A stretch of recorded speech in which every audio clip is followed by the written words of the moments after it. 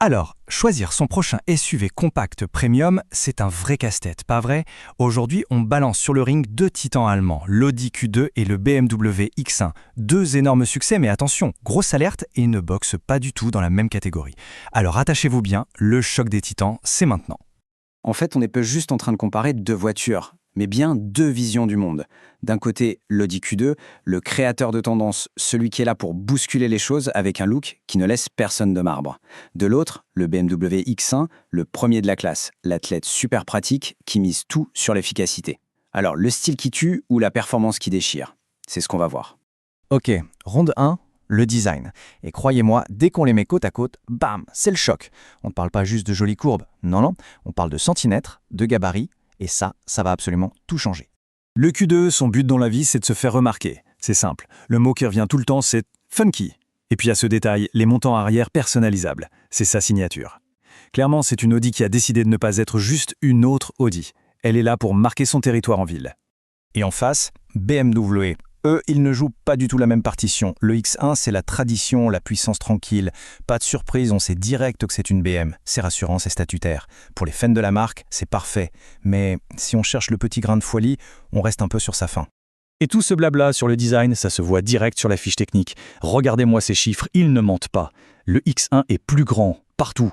Plus long, plus large, plus haut. C'est une domination totale.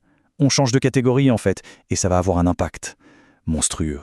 Le chiffre à retenir, il est là, presque 26 cm. 26, ce n'est plus un détail, c'est un gouffre. Ça lui donne une autre allure sur la route, c'est sûr, mais le plus important, c'est ce que ça change à l'intérieur. Allez, on ouvre les portières, round 2, l'habitacle. Et là, rebelote, deux salles, deux ambiances. D'un côté, on a l'impression d'entrer dans un cockpit de science-fiction, de l'autre, on a un espace ultra pratique pensé pour la vraie vie. Alors, on choisit quoi? Le futur ou le fonctionnel? Côté tech, attention les yeux, c'est du très lourd. Chez Audi, on a le fameux Virtual Cockpit. L'écran à la place des compteurs, c'est toujours aussi bluffant, on a l'impression de piloter un jet. BMW réplique avec cette énorme dalle incurvée, c'est magnifique et super bien intégré. Franchement, les deux systèmes sont excellents. Mais le iDrive de BMW, c'est d'une simplicité déconcertante. C'est fluide, c'est logique et sa commande vocale marche du tonnerre. Petit avantage pour la BM. Les écrans, c'est génial. Mais revenons à nos moutons, ou plutôt à nos centimètres. Ces fameux 26 cm de plus du X1. Concrètement, dans la vie de tous les jours, ça donne quoi? Et la réponse, elle est là, sous vos yeux. Le coffre. On a 505 litres pour le BMW contre 405 pour l'Audi. Là, on ne parle plus d'un petit plus, c'est carrément une autre dimension. Voilà le résultat direct et sans appel de sa taille supérieure. 100 litres de plus. Ça ne vous parle pas? Ok, imaginez. C'est la différence entre partir en week-end avec la poussette, les sacs de sport et les valises, ou devoir laisser la moitié à la maison. Pour quiconque a besoin de place, il n'y a même pas débat. C'est un chaos technique pour le X1 sur le plan pratique. Ok, troisième ronde, le dernier, et souvent le plus important, la conduite. Parce que c'est bien beau, le style et le coffre, mais une voiture, ça se conduit, non? Alors, qu'est-ce qu'elles ont dans le ventre? C'est maintenant qu'on va savoir. Quand on prend le volant du Q2, il y a un mot qui vient tout de suite. Facile. C'est une voiture qui ne cherche pas les ennuis. Elle met à l'aise direct. Elle est douce, super confortable, hyper stable. En ville, c'est un jeu d'enfant. Bref, c'est la voiture parfaite pour vous les zen, sans aucun stress. Mais attention, petit retournement de situation. On regarde les chiffres purs. On se dit que le gros X1 va se faire distancer, n'est-ce pas? Eh bien pas du tout, c'est l'inverse. À moteur équivalent, le Q2, qui est plus léger, est plus rapide au démarrage. Il grille la politesse au X1 sur les 0 à 100, et oui, un petit crochet du gauche totalement inattendu. Sauf que la vie, ce n'est pas qu'un départ arrêté au feu rouge. Et dès que la route commence à tourner, c'est là que BMW sort sa carte maîtresse. Même s'il est un poil moins rapide en ligne droite, le X1 est un pur bonheur à piloter.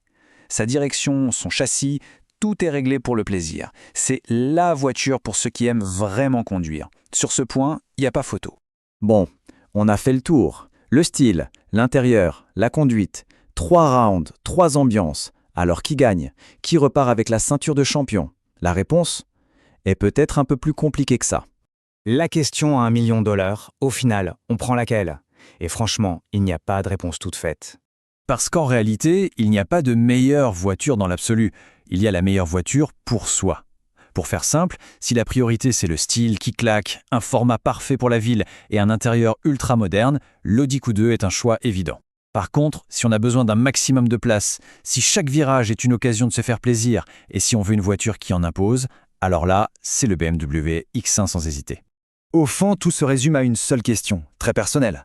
Quand on choisit sa prochaine voiture, qu'est-ce qui prime? Le message qu'elle envoie aux autres ou ce qu'elle fait ressentir quand on est seul au volant?